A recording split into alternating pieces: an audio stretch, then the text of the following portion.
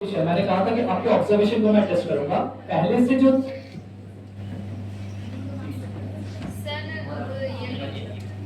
से जो तीसरे नंबर पे जो ग्रह है वो कौन सा ग्रह है?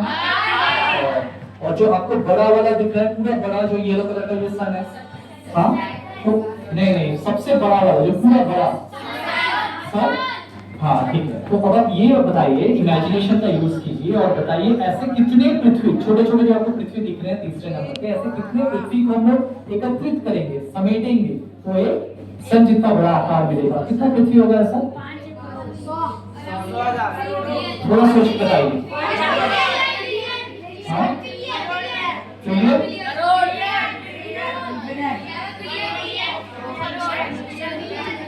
नहीं, हाँ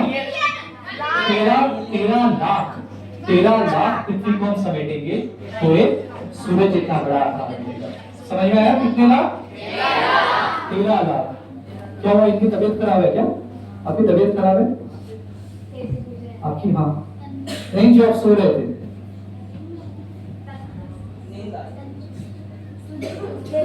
आपको बोल रहा हूँ मैं।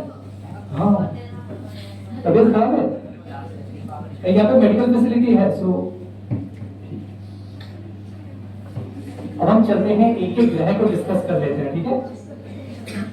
सूरज के सबसे पास कौन सा ग्रह है? मरकरी या फिर बुध ग्रह। ये हमारा मरकरी ग्रह है। हमने डिस्कस किया था हीट एंड लाइट। पूरे सोलर सिस्टम में हीट एंड लाइट कहां से मिलता है? सन से। और मरकरी सबसे पास वाला ग्रह है ना? तो क्या मरकरी सबसे गर्म ग्रह भी है? कौन सा है सबसे गर्म ग्रह? वीनस। क्यों नहीं है मरकरी सूरज के सबसे पास होते हुए सबसे गर्म ग्रह क्यों नहीं है? हाँ क्या? नहीं, ठंडा नहीं है। मैं कह रहा हूँ कि क्यों नहीं है, लाइक गर्म, सबसे गर्म क्यों नहीं है? वो तो सूरज के सबसे पास है।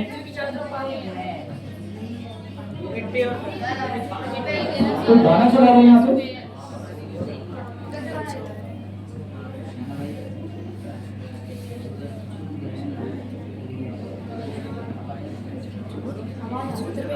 आंसर दीजिए, आंसर मैं ये पूछ रहा हूँ कि क्यों नहीं है मरकरी सबसे गर्म ग्रह, क्यों नहीं है? अगर आप लोग आंसर नहीं देंगे फिर गाना बजा रहा है। कोई गाना चला रहा है क्या? फोन की आवाज किसकी आ रही है? इधर से आ रही है। ये फोन की आवाज कहाँ से आ रही है?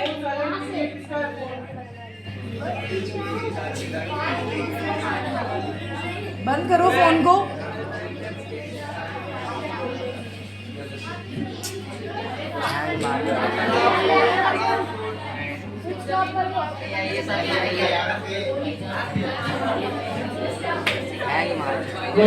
कोई बात नहीं। 15 मिनट का टाइम था, इसमें मैं 11 मिनट ऑलरेडी खड़ा हो चुका हूँ और 9 प्लैनेट से मैं बस आपको दिखाऊंगा और बंद कर दूंगा। कोई बात नहीं, क्वेश्चन ही नहीं पूछना है मुझे। मैंने कहा था आप लोग जैसे आंसर करोगे उसी बेसिस पर हम लोग आगे बढ़ेंगे। कोई कुछ नहीं करेगा। मैं अब क्वेश्चन भी बहुत ही कम पूछूंगा, बस आंसर पूछूंगा, ठीक है? आप लोग इंटरेस्टेड भी नहीं लग रहे हो। तो मरकरी सबसे गर्म ग्रह इसलिए नहीं है क्योंकि मरकरी के पास क्या नहीं है? वातावरण नहीं है। मरकरी के पास एटमॉस्फेयर नहीं है। वातावरण होती है तो क्या होता है? एक कंबल जैसा चीज बन जाता है एक ग्रह के चारों तरफ, जिसकी वजह से जो हीट एंड लाइट सन से आता है वो कंप्लीटली रिफ्लेक्ट बैक नहीं होता है, वो अपने पास ही समेट के रखता है वो वातावरण। जो पृथ्वी के पास वातावरण है या नहीं है? हाँ, इसलिए पृथ्वी का एक टेम्परेचर, एक स्टेबल टेम्परेचर मेंटेन रहता है। अब हम चलते हैं दूसरे सबसे गर्म ग्रह पे। दूसरे नंबर पे जो ग्रह है ये है वीनस है। ये वीनस है। वीनस के पास वातावरण है और इसकी वजह से जो हीट एंड लाइट सन से आता है वो इसी में समेट के रह जाता है, इसलिए इसकी दिन की टेम्परेचर हो जाती है 550 डिग्री सेल्सियस, ठीक है? अब हम चलते हैं हमारे तीसरे प्लैनेट पे। मुझे बस 3 मिनट बिताने हैं, ठीक? और को हम लोग ब्लू प्लैनेट कहते हैं। हाँ, और को हम लोग ब्लू प्लैनेट कहते हैं जिसमें 70% से ज्यादा पानी है और बाकी जो ग्रीन येलो चीजें आप देख रहे हो ये हमारा लैंड है, ठीक है? जो व्हाइट चीजें हैं ये आप क्लाउड्स देख रहे हो, ठीक है? चलते हैं चौथे प्लैनेट पे। ये मंगल ग्रह, इसको मार्स कहते हैं, ठीक है? मार्स को हम लोग रेड प्लैनेट के नाम से भी जानते हैं। मार्स रेड कलर का क्यों दिखता है? नहीं।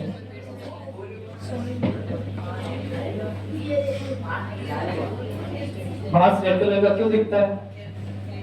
क्योंकि मार्स की जो सतह है वो कंप्लीटली जंग लगे हुए लोहे जैसी है। जैसे लोहा जब पानी के कांटेक्ट में आता है, पानी के पास आता है, पानी उससे लगता है तो वो उसमें जंग लग जाती है, जिसका रंग होता है, क्या रंग होता है जंग का? रेड। अब आप समझ सकते हो मंगल ग्रह लाल ग्रह भी कहते हैं, ऐसे रेड प्लैनेट भी कहते हैं। क्यों कहते हैं यहाँ पे, ठीक है? अब बाकी हर प्लैनेट की एक स्पेशलिटी है, ठीक है? जैसे मरकरी सबसे छोटा प्लैनेट है, सबसे पास है सूरज के, फिर भी सबसे गर्म नहीं है। बुध दूसरे नंबर पे होते हुए भी सबसे गर्म ग्रह है। और पृथ्वी स्पेशल है क्योंकि मनुष्य का वास है उसमें, है ना? इंसानी सभ्यता और भी बाकी प्राणी यहाँ पे रह सकते हैं। और जो मार्स की स्पेशलिटी है, मार्स स्पेशल क्यों है? क्योंकि मार्स के पास ये 4 चीजें हैं। ये 4 जो गड्ढे गड्ढे आपको दिख रहे हैं, ये है, क्या है ये? 4 गड्ढे गड्ढे से नहीं, गड्ढे नहीं है, आपको गड्ढा गड्ढा दिख रहा है, क्या है? माउंटेन है, बिल्कुल। पृथ्वी का सबसे ऊंचा माउंटेन कौन सा है? Mount Everest. कितनी हाइट है उसकी? 8,848 मीटर, ठीक है? और ये जो आप माउंटेन देख रहे हो, जो सबसे बड़ा वाला गड्ढा आप देख रहे हो, इसका नाम है माउंट ओलंपस मॉन्स। क्या नाम है? बिल्कुल। और जो 3 गड्ढे देख रहे हो, ये सारे, एक 9 किलोमीटर का है, एक 10 किलोमीटर और एक 12 किलोमीटर का माउंटेन है। मतलब सोलर सिस्टम, सौरमंडल की सबसे ऊंचे जो पर्वत है वो कहाँ पे स्थित है? कौन से ग्रह में? मार्स में या फिर मंगल ग्रह में, ठीक है? और ये आप देख रहे हो एक कैनियन जो बहुत बड़ा है। ऑलमोस्ट इसमें 3 जो देश हैं, पृथ्वी के जो 3 सबसे बड़े देश हैं, इसी में आ सकते हैं, इसी में समेट सकते हैं। ये इतना बड़ा कैनियन है। कैनियन क्या होता है? जो बड़े बड़े पत्थर जो होते हैं, पत्थरों के बीच में एक रास्ता सा बन जाता है, कहीं पे बनता है, कहीं पे बिगड़ता है, तो उसे कैनियन कहते हैं। मतलब पृथ्वी का सबसे बड़ा कैनियन है ग्रैंड कैनियन, जो कहाँ पे स्थित है? नहीं, पृथ्वी का सबसे बड़ा कैनियन, ग्रैंड कैनियन, मार्स में कैसे स्थित हो सकता है? और फिर कहाँ पे है? कौन से देश में? नहीं, अमेरिका। Right, America. एक बार ताली बजा दीजिए इनके लिए।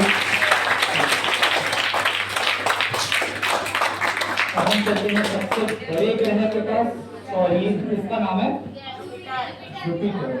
ये एक गैसियस प्लैनेट है। गैसियस प्लैनेट मतलब इसमें आपको गैसियस घूमते हुए दिख रहे हैं सब कुछ, क्लॉकवाइज डायरेक्शन में, एंटी क्लॉकवाइज, ठीक है? और 1 मिनट की बात है दोस्त। अच्छा, ठीक है। और 1 मिनट की बात है। सर इनको बाहर निकालिए प्लीज इनको बाहर निकालिए। वो राइट साइड में है ना, ये कंप्लीटली अब्यूज कर रहे हैं मतलब, इनको बाहर निकालिए। कौन है यहाँ पे जो गाली बोल रहा था यहाँ पे? हाँ चलो, इनको बाहर निकालो। आपके लिए नहीं है, जल्दी जाइए।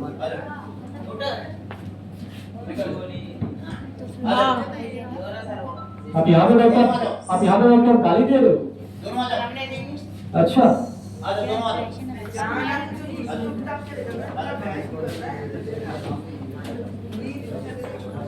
बाहर खड़ा कर दो इसको, बाहर खड़े हो जाओ। इनको बाहर पकड़ के रखिए, यहीं बाहर न जाने पाए।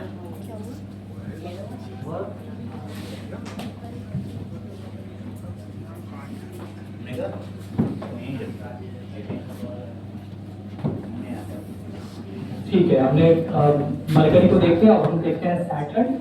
ये हमारा सैटर्न ग्रह है, ये भी गैसियस प्लैनेट ही है। और इसके बाद आता है यूरेनस। ये भी एक गैसियस प्लैनेट है जिसमें मेनली मीथेन गैस पाई जाती है। और ये है नेपच्यून, जो लास्ट प्लैनेट है हमारे सोलर सिस्टम का।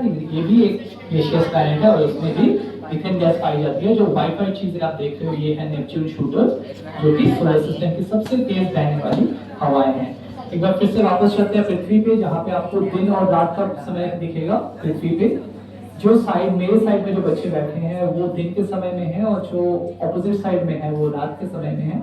अब आप देख सकते हो जो डिफरेंस यहाँ पे दिन और रात हो रहा है, उसे ही सांझ का समय होता है।